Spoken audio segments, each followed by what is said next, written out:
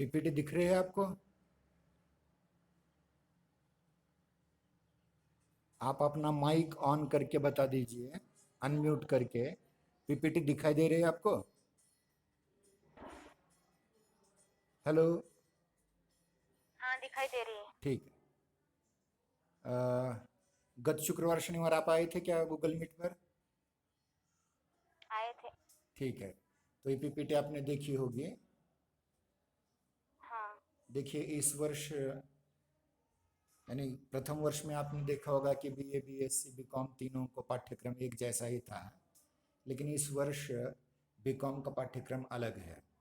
चाहे वो अंग्रेजी कंपलसरी का हो, हिंदी द्वितीय भाषा का हो, मराठी द्वितीय भाषा का हो। हमारे इस पाठ्यक्रम में संप्रेषण मूलक एवं व्यावसायिक हिंदी भाग एक, यह हमारे प्रश्न पत्र का नाम है, जिसमें इसी नाम की पुस्तक लगी है, जिसके संपादक हैं हिंदी पाठ्यक्रम समिति, डॉक्टर बाबा साहेब अम्बेडकर मराठवाड़ा विश्वविद्यालय औरंगाबाद। ओरिएंटल लॉन्गमैन के ब्लैक स्वैन इस प्रकाशन से ये प्रकाशित हुई है।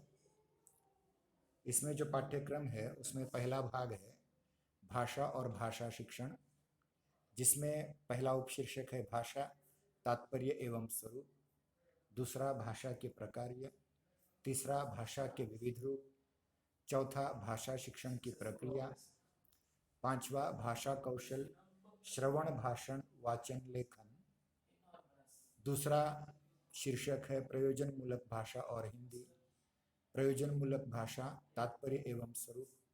प्रयोजन मूलक भाषा की विशेषताएं। प्रयोजन मूलक हिंदी के विभिन्न रूप।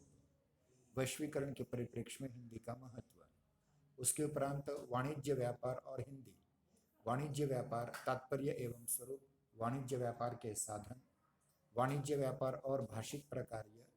वाणिज्य व्यावसायिक भाषा संरचनात्मक विशेषताएं।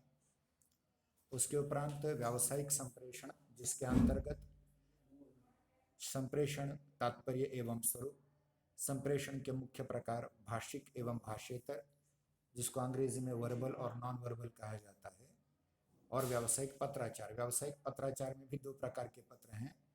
पहले हैं व्यावसायिक व्यापार संबंधी सामान्य पत्र, जिसमें आवेदन पत्र, प्रत्यय या साख पत्र, संदर्भ तथा साख पत्र के जांच पत्र, मूल्य ज्ञापन पत्र, आदेशों के निरसन संबंधी पत्र, शिकायत पत्र, समायोजन पत्र, तकादा पत्र या वसूली पत्र, विक्रय प्रतिनिधित्व संबंधी पत्र।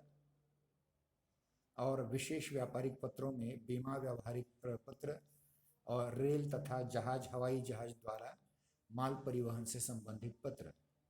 अगला भाग है निबंध लेखन, जिसमें निबंध का तात्पर्य एवं स्वरूप तथा निबंध लेखन के अंतर्गत व्यावसायिक आर्थिक विषय पर निबंध लेखन, ये आपका पाठ्यक्रम है। पाठ्यक्रम छात्र के रूप में पढ़ते समय, विद्यार्थी रूप में पढ़ते समय हमें परीक्षार्थी के रूप में भी पाठ्यक्रम के प्रारूप, परीक्षा पत्र के प्रारूप को एवं अंक विभाजन को समझना पड़ेगा।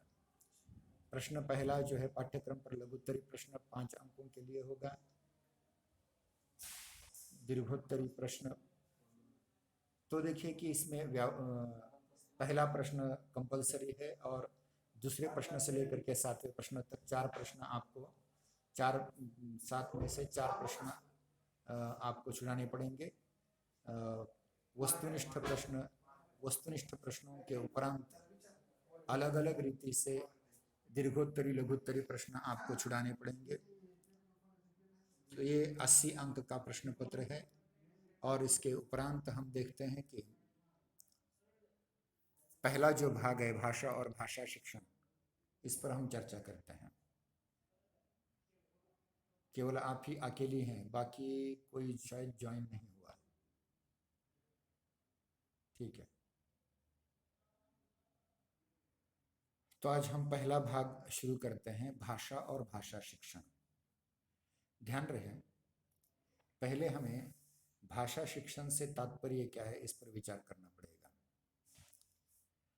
भाषा शिक्षण यह एक सोद्देश्य गतिशील विकासात्मक एवं सचेतन प्रक्रिया है। निर्दिष्ट उद्देश्य प्राप्ति के लिए अध्यापक द्वारा सुनियोजित क्रिया को शिक्षण के रूप में स्वीकार किया जाता है। मतलब देखिए, कोई एक उद्देश्य होता है शिक्षा का, और अध्यापक के द्वारा एक सुनियोजित प्रक्रिया के द्वारा शिक्षण के रूप में उसे स्वीकार किया जाता है। और शिक्षण एक गतिशील, विकासात्मक और सचेतन प्रक्रिया होती है। उसके उपरांत हम देखते हैं कि शिक्षा का उद्देश्य जो है, छात्र के व्यवहार में वांछित परिवर्तन लाना है। जो छात्र है अथवा छात्रा है, बालक हो या बालिका हो, युवा हो या युवती हो, इन सब के व्यवहार में अध्यापक के लिए वांछित जो हैं उन परिवर्तनों को लाना है। इसका शिक्षा का मूल उद्देश्य है। शिक्षा की परिणति अधिगम है। अधिगम अंग्रेजी में इसे लर्निंग कहते हैं। मतलब अध्यापक शिक्षा देगा और छात्र अधिगम करेगा। अध्यापक जो कहेंगे, जो पढ़ाएंगे, उसको आत्मसात करेगा। ये आत्मसातन या अधिगम की वो प्रक्रिया है जिसमें अनुभव तथा प्रशिक्षण के फलस्वरूप बालक, युवा अथवा किसी व्यक्ति के व्यवहार में ऐसा परिवर्तन होता है कि वह नवीन कुशलता को प्राप्त करने में, नवीन आदतों के विकास में तथा सामाजिक समायोजन में समर्थ होता है।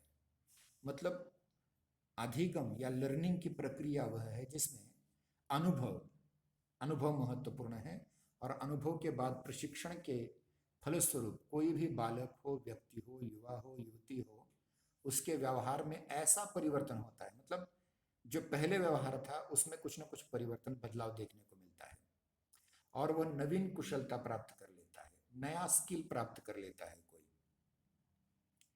नई आदतों का विकास उसका होना चाहिए। और सबसे महत्वपूर्ण चीज है सामाजिक समायोजन।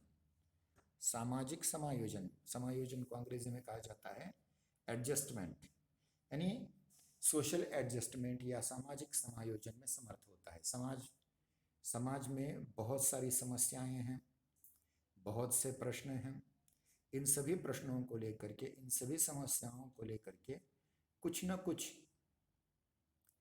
उस छात्र के मन में प्रश्न उठने चाहिए, उसके समाधान खोजने का प्रयास उसने करना चाहिए, और वह एडजस्टमेंट, सोशल एडजस्टमेंट करने में समर्थ होना चाहिए। मतलब क्या है कि नए नए कौशल्य प्राप्त करें, स्किल्स प्राप्त करें, नई आदतें उसकी बने, अच्छी आदतें उसकी बने, और इन कौशलताओं और आदतों के कारण वो समाज में कोई परिवर्तन ला सके, समाज में कोई समायोजन ला सके। यही शिक्षा का मूल उद्देश्य है। स्पष्ट है, मात्र विभिन्न विषयों की जानकारी देना शिक्षण नहीं है। जैसे मैं आपको हिंदी पढ़ा रहा हूँ, हिंदी की कोई कविता मैंने पढ़ा दी, मेरा काम खत्म हो गया, ऐसा नहीं है। अपितु शिक्षण की मतलब केवल जानकारी देना ये शिक्षण नहीं है, अपितु वह एक ज्ञानात्मक संस्कार है। मतलब मैं ज्ञान की बात कर रहा हूँ, आप ज्ञान अधिग्रहण कर रहे हैं, तो ये संस्कार है, केवल जानकारी देना नहीं। जानकारी आपको इंटरनेट दे सकता है, जानकारी आपको व्हाट्सएप, फेसबुक दे सकता है, लेकिन वो शिक्षक नहीं है हमारे। वो ज्ञानात्मक संस्कार शिक्षक दे सकता है। ऐसे ज्ञानात्मक संस्कार जिससे व्यक्ति के व्यक्तित्व का बहुआयामी विकास हो। मतलब कोई भी बच्चा छोटा हो तो उसे पढ़ना आना चाहिए, लिखना आना चाहिए, प्रस्तुतिकरण करने आना चाहिए, कंप्यूटर आना चाहिए, ये आना चाहिए, वो आना चाहिए। मतलब क्या है, उसके व्यक्तित्व का बहुआयामी विकास हो। मतलब व्यायाम से उसका शरीर सुगठित हो, पुस्तकें पढ़ने से उसकी बुद्धिमत्ता बढ़िया हो, उसकी गणितीय क्षमता अच्छी हो, उसकी आध्यात्मिक क्षमता अच्छी हो, उसकी मानसिक क्षमता अच्छी हो। इसीलिए शिक्षा को सर्वांगीण विकास कहा जाता है या बहुआयामी विकास कहा जाता है। इसीलिए शिक्षण प्रक्रिया में शिक्षण और अधिगम का परस्पर संबंध आवश्यक होता है। मतलब जो शिक्षण की प्रक्रिया है इसमें अध्यापक सिखाएंगे, लेकिन छात्रों को क्या करना चाहिए, ग्रहण करना चाहिए उसका। उसी को अधिग्रहण या अधिगम कहते हैं, इसको अंग्रेजी में लर्निंग कहते हैं। Teaching and learning. Teaching and learning यानी ये दोनों प्रक्रियाएं, शिक्षा और अधिगम, दोनों का परस्पर संबंध अवश्य है। मतलब अध्यापक एक पढ़ा रहा है, छात्र दूसरा ही कुछ ग्रहण कर रहा है, या छात्र को जो चाहिए वो अध्यापक नहीं दे पा रहा है, ऐसे शिक्षण प्रक्रिया पूरी नहीं होगी। और ध्यान रहे कि ये अधिगम और शिक्षण दोनों की प्रक्रिया में चाहे किसी भी विषय की शिक्षा हो, इसमें माध्यम के रूप में भाषा महत्वपूर्ण होती है। और ध्यान रहे, अगर आपकी भाषा कमजोर है, मसलन देखिए, अगर एक शिक्षक जिस भाषा में छात्रों को समझाना चाहता है वह भाषा शिक्षक को ही ठीक ढंग से नहीं आती, तो शिक्षा की उद्देश्य पूर्ति नहीं होगी। उसी प्रकार छात्र अध्यापक की भाषा समझने में कम पड़ रहा है तो भी उसके शिक्षण की उद्देश्य पूर्ति नहीं होगी। अर्थात भाषा की कमजोरी, चाहे वक्ता की हो या श्रोता की हो, अध्यापक की हो या छात्र की हो, भाषा की कमजोरी शिक्षा के उद्देश्य पूर्ति में सबसे बड़ी बाधा बन जाती है। इसीलिए शिक्षण प्रक्रिया में भाषा शिक्षण का अत्यंत अधिक महत्व है।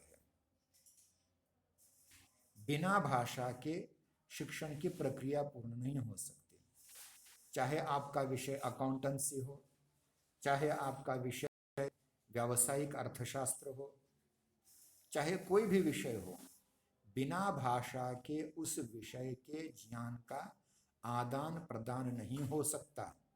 अध्यापक बिना भाषा के सिखा नहीं सकते और छात्र बिना भाषा के सीख नहीं सकते। इसलिए भाषा शिक्षण की प्रक्रिया में भाषा शिक्षण का महत्व अधिक है। और भाषा शिक्षण में औपचारिक रूप से सुनियोजित एवं सोद्देश्य प्रक्रिया होती है, जिसके द्वारा छात्रों में कुशलता का विकास किया जाता है। तो भाषाई कुशलताएं जो हैं वो अगर छात्र में आ जाते हैं तो भाषा शिक्षण का उद्देश्य सफल हो जाता है। वैसे देखा जाए तो शिक्षण का सामान्य अर्थ होता है ज्ञान प्रदान करना, जानकारी देना, मतलब इंफॉर्मेशन देना, कुशलताओं का विकास करना, स्किल्स डेवलपमेंट करना। परंतु भाषा शिक्षण के संदर्भ में भाषा के सैद्धांतिक ज्ञान का कोई महत्व नहीं है। मतलब अगर हम भाषा सीख रहे हैं इसलिए आपको भाषा के बारे में सैद्धांतिक जानकारी चाहिए, जैसे विश्व में इतनी हजारों भाषाएं बोली जाती हैं, हाँ, ये इस परिवार की भाषा है, वो उस परिवार की भाषा है। भाषा में कर्ता, कर्म, करण, संप्रदान, अपादान, संबंध, अधिकरण, संबोधन, ये कारक आ जाते हैं। इसमें अलग प्रकार की समास होते हैं, रस होते हैं, अलंकार होते हैं। ये जानने की जरूरत नहीं है। मतलब भाषाई विज्ञान या जिसको हम व्याकरण कहते हैं, वह व्याकरण भाषा शिक्षण का शिखर है, बुनियाद नहीं। इसलिए ध्यान रहे कि भाषा शिक्षण में 4 महत्वपूर्ण चीजें होती हैं। वह है सुनना, बोलना, पढ़ना और लिखना। ये 4 कौशल्य जिसको आते हैं वो भाषाई शिक्षण में अच्छी तरह से योगदान दे सकता है। ध्यान रहे कि भाषा की संकल्पना कौशल प्रधान विषय के रूप में की जाती है, मतलब कुशलता होनी चाहिए। भाषा शिक्षण से तात्पर्य शिक्षण की उचित व्यवस्था से है, जिसके द्वारा भाषाई कुशलता का विकास संभव हो सकता है।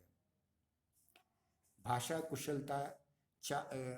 की कुशलता का संबंध 4 कौशल्यों से है, जैसे मैंने अभी कहा था, सुनना, बोलना, पढ़ना और लिखना। शास्त्रीय भाषा में इन कौशल्यों को, इन कुशलताओं को श्रवण, संभाषण, वाचन अथवा पठन और लेखन कहते हैं। इन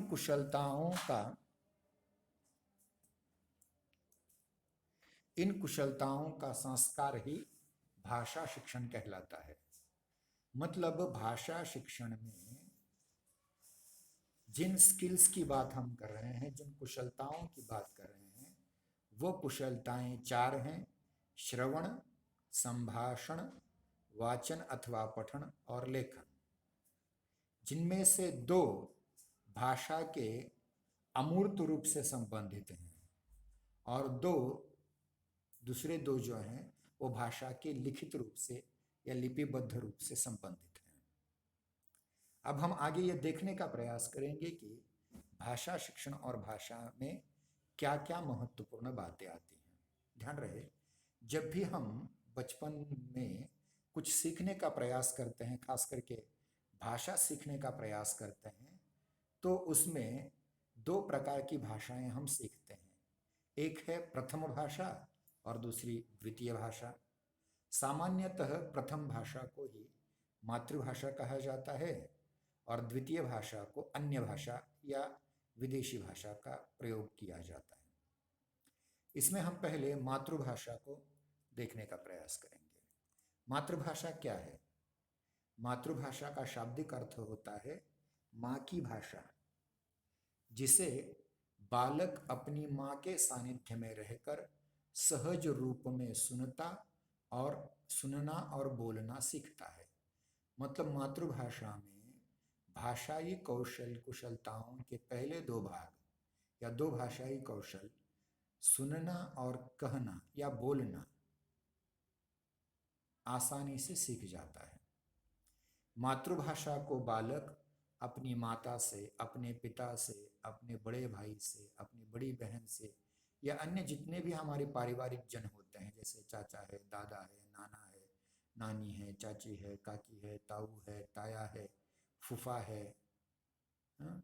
तो इन सब से जाने अनजाने भाषा सीखता है, लेकिन इसमें सबसे ज्यादा भूमिका माता की होती है, इसलिए इस भाषा को मातृभाषा कहा जाता है।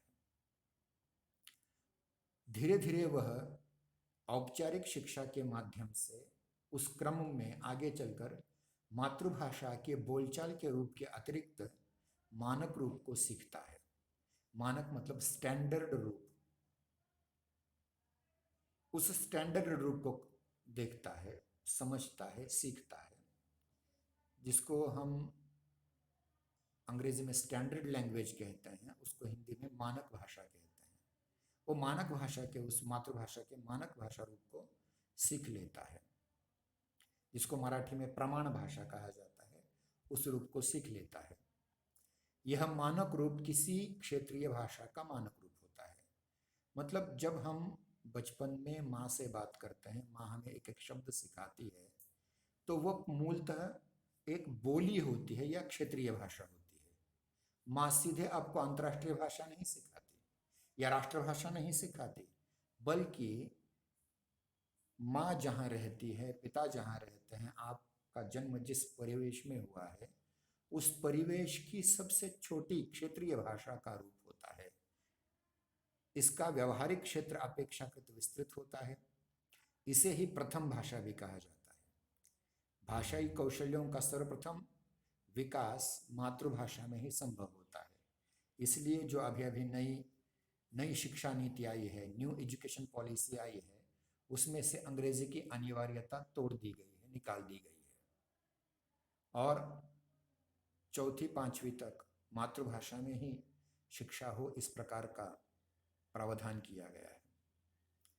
मुख्य कौशलों पर आधारित अधिकार का यह एकमात्र साधन है। मतलब जो हमारे 3-4 मुख्य भाषाई कौशल हैं, श्रवण, संभाषण, वाचन और लेखन, ये मातृभाषा के माध्यम से बहुत जल्दी बालक सीख जाता है।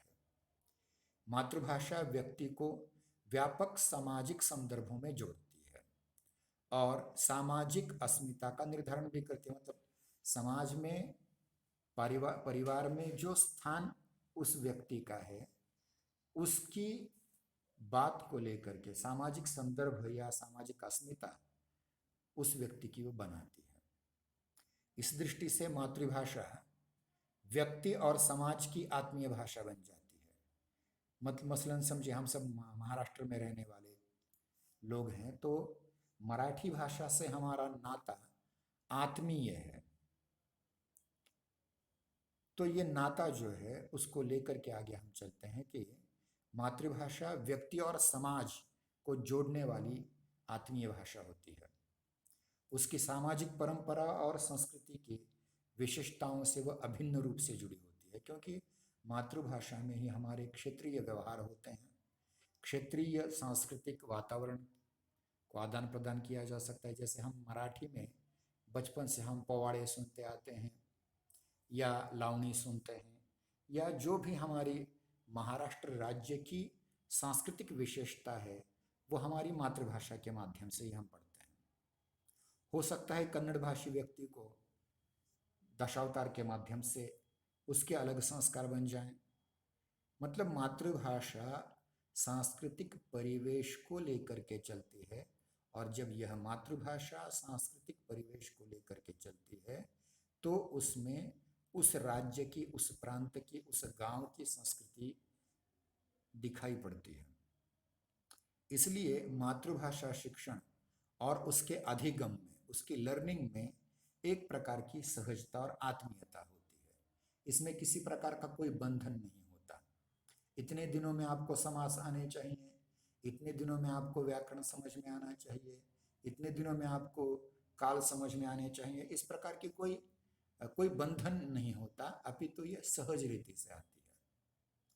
कोई भी माँ अपने बच्चे को व्याकरण कभी नहीं सिखाती, वह एक ही अक्षर का बार बार उच्चारण कराती है। जैसे बा बा, जैसे माँ माँ, जैसे पा पा, जैसे दा दा, जैसे ना ना, ऐसे शब्दों को सिखाते सिखाते अत्यंत सहजता से और आत्मीयता से मनुष्य भाषा, खास करके मातृभाषा, धीरे धीरे सीखता रहता है।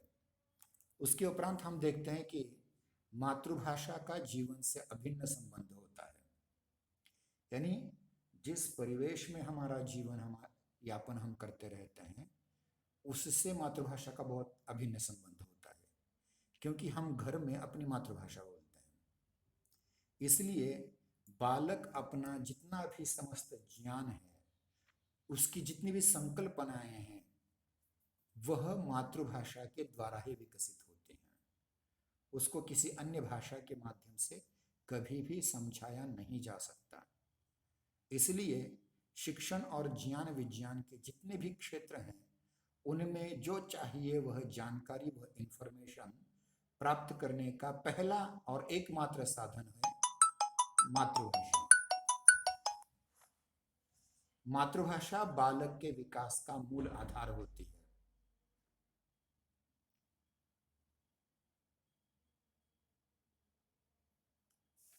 मातृभाषा बालक के विकास का मूल आधार होती है। इसीलिए आरंभिक कक्षाओं में का सारा ज्ञान मातृभाषा के माध्यम से ही पढ़ाना चाहिए, ऐसा भाषाविद कहते हैं। अर्थात शिक्षाविद और भाषाविद इस बात पर जोर देते हैं कि बालक का बौद्धिक विकास, ज्ञानार्जन, उसके जन्मजात प्रस्फुटन, उसकी रचनात्मक शक्ति एवं अभिव्यक्ति कौशल के विकास का माध्यम मातृभाषा ही होना चाहिए। उसी तरह शिक्षा का, खास करके प्राथमिक शिक्षा का माध्यम भी मातृभाषा ही होना चाहिए। और मातृभाषा शिक्षण पर भी शिक्षाविद और भाषाविद बल भी देते हैं। स्पष्ट है कि मातृभाषा की शिक्षा अत्यंत महत्वपूर्ण और अनिवार्य प्रक्रिया है। अब हम चलते हैं मातृभाषा के बाद या प्रथम भाषा के बाद अन्य भाषा की ओर। शिक्षा के संदर्भ में मातृभाषा के बाद अन्य भाषा के भी दो भेद होते हैं। एक अपने देश से संबंधित भाषाओं का वर्ग, जिसको हम देशीय भाषा वर्ग कहते हैं, और दूसरा विदेशी भाषाओं का वर्ग, विदेशी भाषाओं। इन दोनों वर्गों को लेकर फिर से दो वर्गों में बांटा जा सकता है। अपनी मातृभाषा से अलग अन्य जितनी भी देशी भाषाएं हैं हमारी द्वितीय भाषा कहलाती हैं। इनमें से कुछ समश्रोतीय होती हैं तो कुछ विषम श्रोतीय भाषा होती हैं।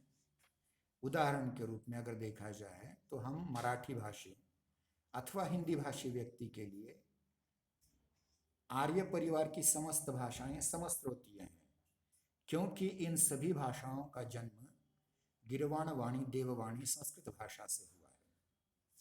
अर्थात मराठी, हिंदी, गुजराती, बंगाली, कश्मीरी, राजस्थानी, ये सारी भाषाएं आर्य परिवार की हैं।